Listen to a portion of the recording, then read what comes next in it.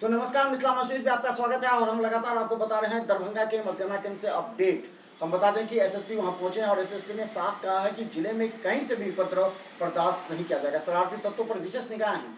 और एसएसपी ने यह भी कहा है कि दरभंगा के विभिन्न चौक चौराहों से लेकर के गलियों तक पुलिस तैनात है और उन्होंने कहा कहीं भी 5 व्यक्ति से ज्यादा नहीं दिखना चाहिए। पूरे जिला में 144 भी लागू है।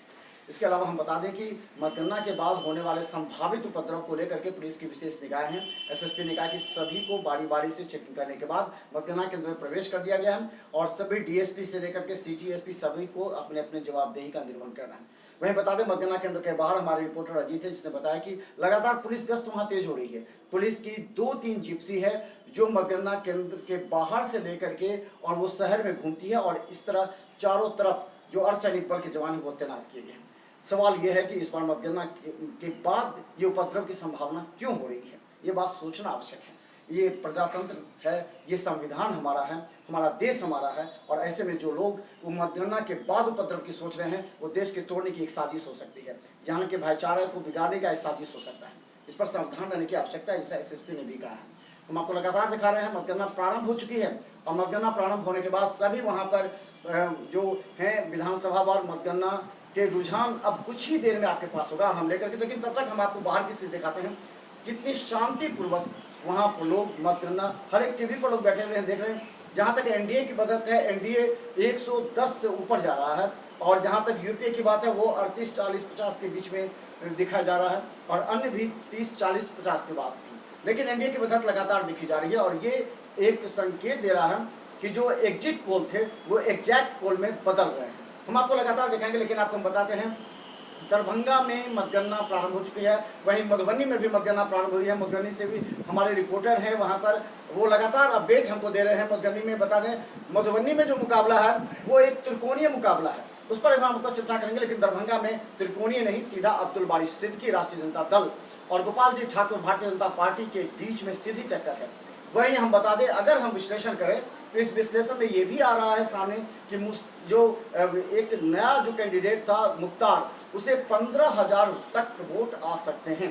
अगर ये 15,000 वोट आते हैं तो ये सिद्दीकी से कटे हुए वोट, यानी कि सिद्दीकी का ही वोट है जो कटा है। इसके अलावा बता दें, जो फैक्टर हमने पहले ही विश्लेषण किया था, जो फैक्टर है वो जो अब्दुल बारी सिद्दीकी के खिलाफ जो फैक्टर गया था वो ये था, जो कांग्रेस जन जो कीर्ति आजाद को चाहते थे, वो यहाँ से एमपी देखना चाहते थे, उम्मीदवार बनाना चाह रहे थे, उन लोगों को जो निराशा हाथ लगी है वो लोग एक्टिव वोटिंग नहीं करा पाए।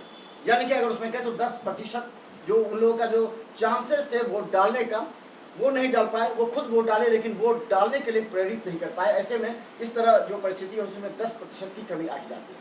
तो ये निगेटिव गया है अब्दुल बारी सिद्दीकी के। वहीं हम बता दें तीसरा जो मोहम्मद अली अशरफ फातिमी का जो एक फैक्टर था, मोहम्मद अली अशरफ फातिमी, जिनको टिकट नहीं मिला, जिनको निराश होना पड़ा, जो यहाँ पर अल्पसंख्यकों के कद्दावर नेता जाने जाते थे, उनको मधुबनी से भी टिकट वापस, उन्होंने नामांकन वापस ले लिया। इन सारे मुद्दों को देखने के बाद जो फातिमी समर्थक थे वो भी निराश थे और फातिमी समर्थक एक कह रहे थे किसी भी तरह यहाँ पर सिद्दीकी या राष्ट्रीय जनता दल नहीं जीती। तो इससे लेकर के भी एक बड़ा फैक्टर सामने आया है और ये निगेटिव गया है अब्दुल बारी सिद्दीकी का।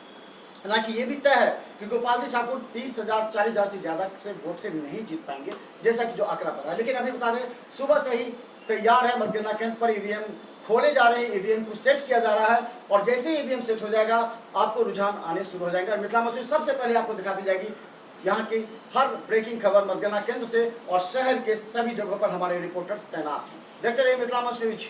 धन्यवाद। सर पर हैं, बिजली विभाग की ओर से क्या कुछ तैयारी है? निर्बाध विद्युत आपूर्ति करने के लिए सहमति आए हैं। कितने लोग हैं आप लोग यहाँ? कुल अभी यहाँ पे 6 पदाधिकारी हैं और 4 कर्मचारी हैं। क्या कुछ निर्देश दिया गया? निर्देश में बस यही है कि निर्बाध विद्युत आपूर्ति सुनिश्चित। इसके अलावा कुछ? इसके अलावा भी कुछ। क्या नाम है? नवीन मंडल। क्या है? विद्युत कार्यपालक अभियंता दरभंगा शहर। केवल अधिकृत वाहन ही इस परिसर में आएंगे। इसके अलावा जो अधिकृत एजेंट हैं उनकी एंट्री पहले ही हो चुकी है और इस क्षेत्र में आधा किलोमीटर के दायरे में कहीं भी पब्लिक को हम लोग इकट्ठा नहीं होने देंगे। इसके अलावा धारा 144 लगी हुई है कि कहीं पर भी अनधिकृत रूप से बिना परमिशन के 5 से अधिक लोग इकट्ठे नहीं हो सकते।